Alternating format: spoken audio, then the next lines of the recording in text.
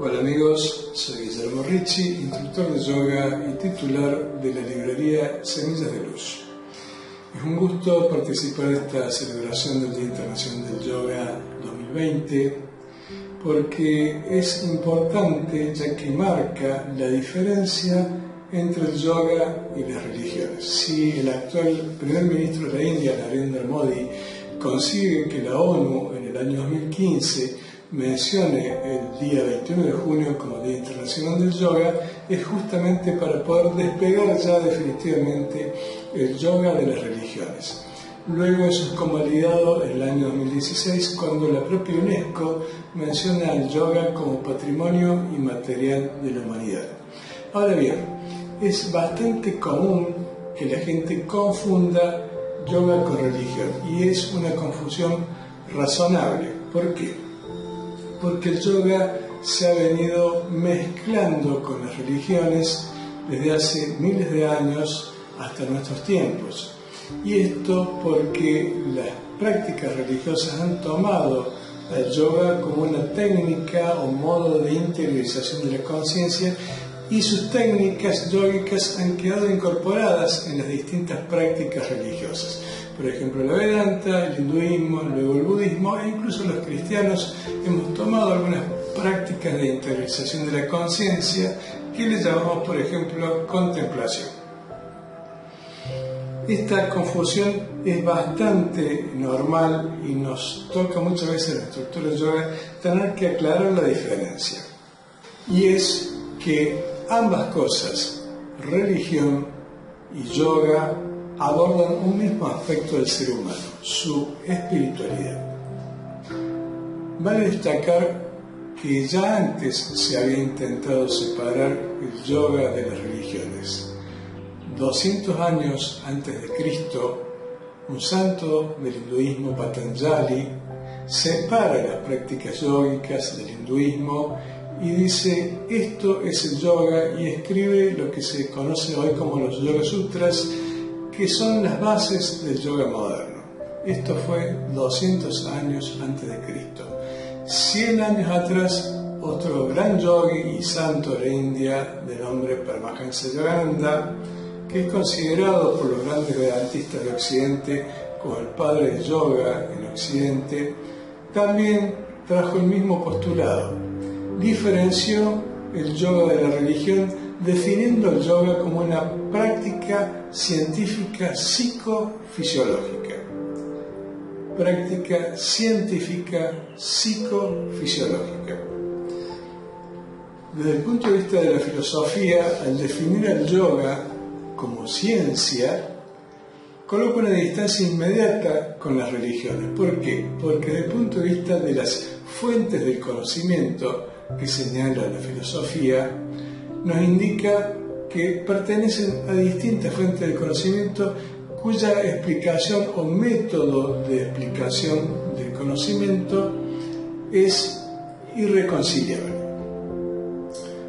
La primera fuente de conocimiento es la filosofía, que es la ciencia que estudió la razón y la lógica. A la filosofía luego se le agrega un aspecto subjetivo, que es la fe, y da lugar a una segunda fuente de conocimiento, que es la teología. En tercer lugar aparecen las ciencias que conocemos hoy, el conocimiento científico, las matemáticas, la física, la medicina, las ciencias más exactas, que se basan ya no solamente en la razón o en la razón más la fe, sino en la teoría, tesis y demostración, hipótesis, tesis y demostración. ¿Cuál es la importancia de este conocimiento? Que cada vez que se repite el proceso, el resultado que se obtiene es el mismo. Por eso es conocimiento científico, porque cada vez que repetimos los pasos, vamos a llegar a la misma consecuencia o al mismo resultado. El cuarto conocimiento es el conocimiento empírico, que es aquel conocimiento que el hombre tiene, pero que no puede explicarlo bajo los otros tres métodos. No puede explicar el hombre los dichos, por ejemplo, ¿sí? Por ejemplo, el hombre antiguo sabía que si el humo de la chimenea, en vez de irse para arriba, caía por el costado de la chimenea, era indicio de que iba a llover, y llovía. No había forma de explicarlo, ni filosóficamente, ni científicamente, y mucho menos teológicamente, ¿sí? Entonces, es un problema tratar de explicar un principio religioso desde un punto de vista científico o un principio filosófico desde un punto de vista teológico. Son 4 fuentes de conocimiento completamente distintas que tienen su propio método de explicación. Hay un quinto conocimiento, que algunos filósofos lo agregan, que es el arte, que es el conocimiento intuitivo, ¿sí? El artista crea, a partir de su percepción intuitiva, cosas que no existen en el mundo que lo rodea.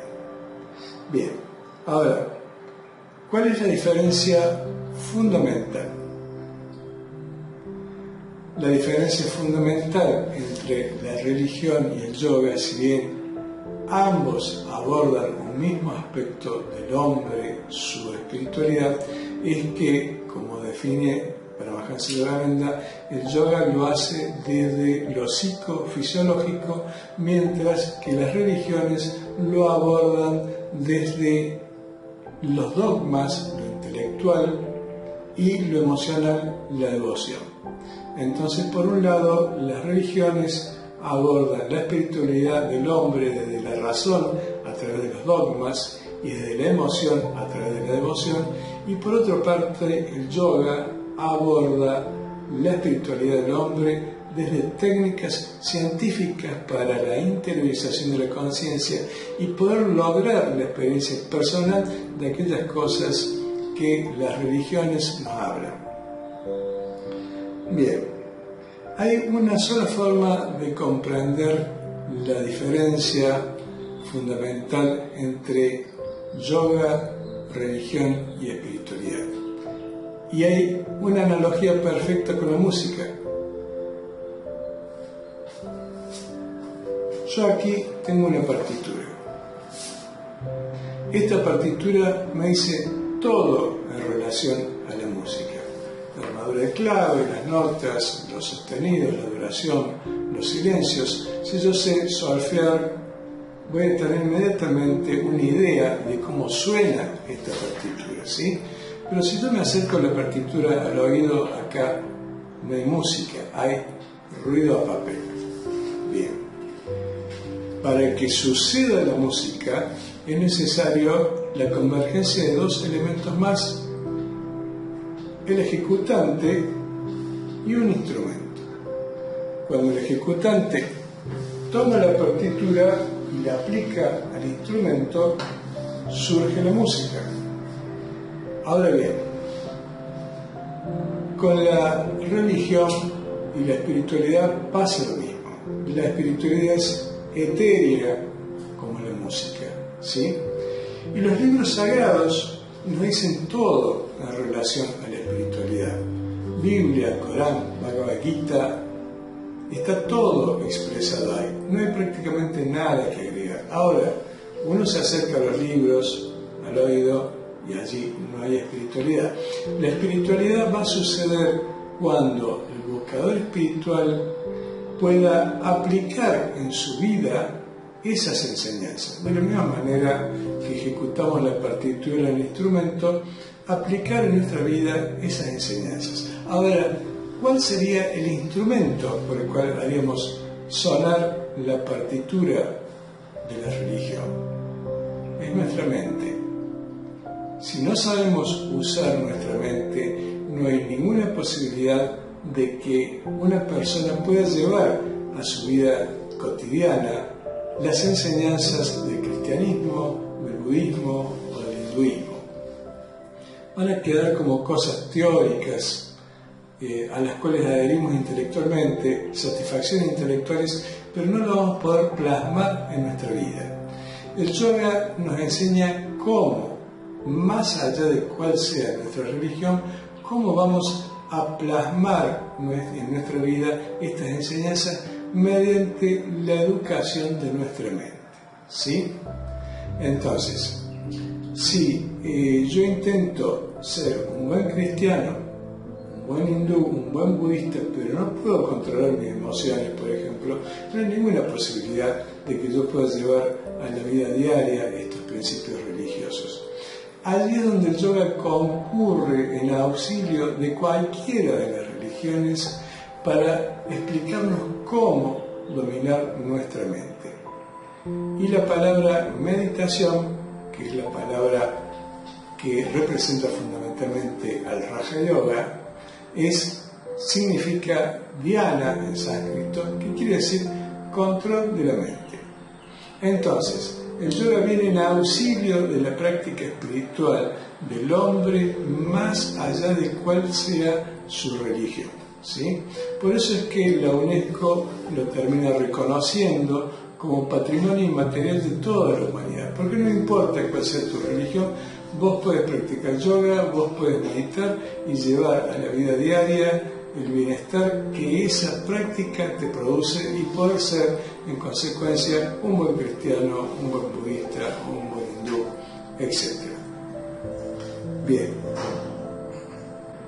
Para terminar este tema, quería compartir con ustedes la lectura de algunos párrafos muy interesantes en relación a este tema de este libro que se llama Autobiografía de un Yogi.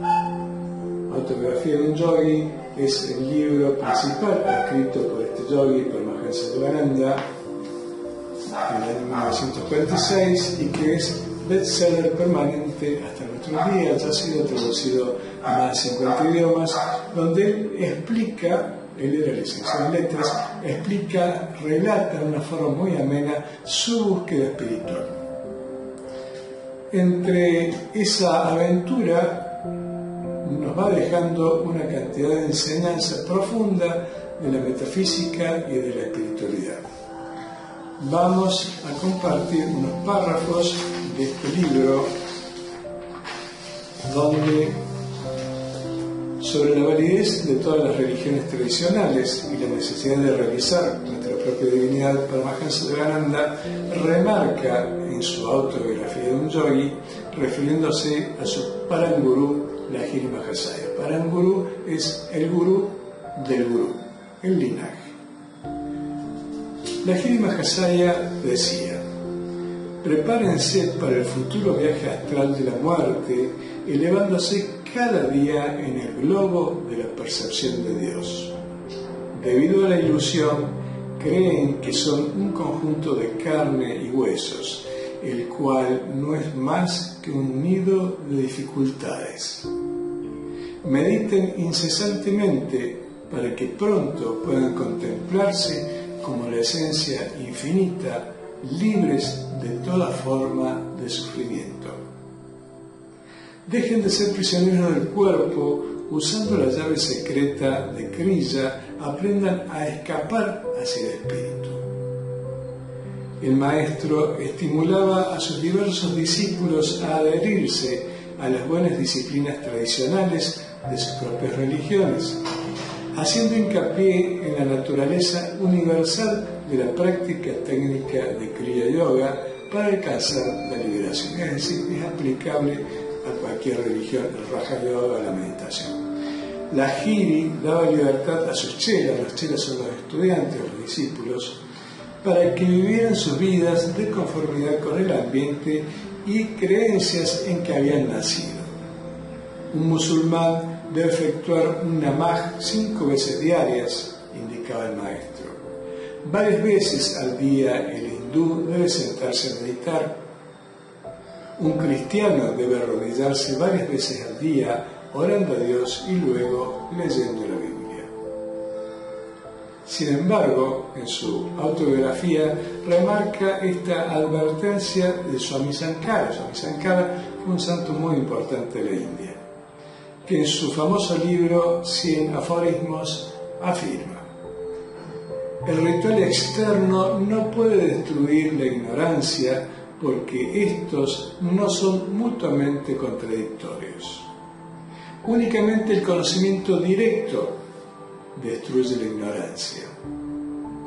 El conocimiento no puede surgir por otro medio que no sea la investigación de quién soy, cómo se formó el mundo, quién lo hizo, cuál es su causa material. Esta es la clave de investigación. El intelecto no tiene respuesta para estos interrogantes. De aquí que los rishis desarrollaron el yoga como un sistema de investigación espiritual.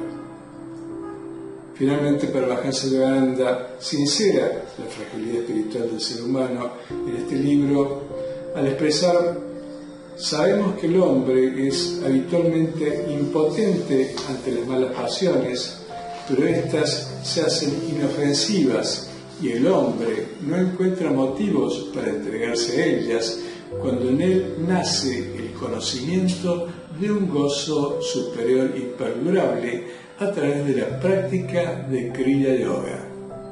Aquí, la renunciación, la negación de la naturaleza inferior se sincroniza con una gratificación, la experiencia de la bienaventuranza.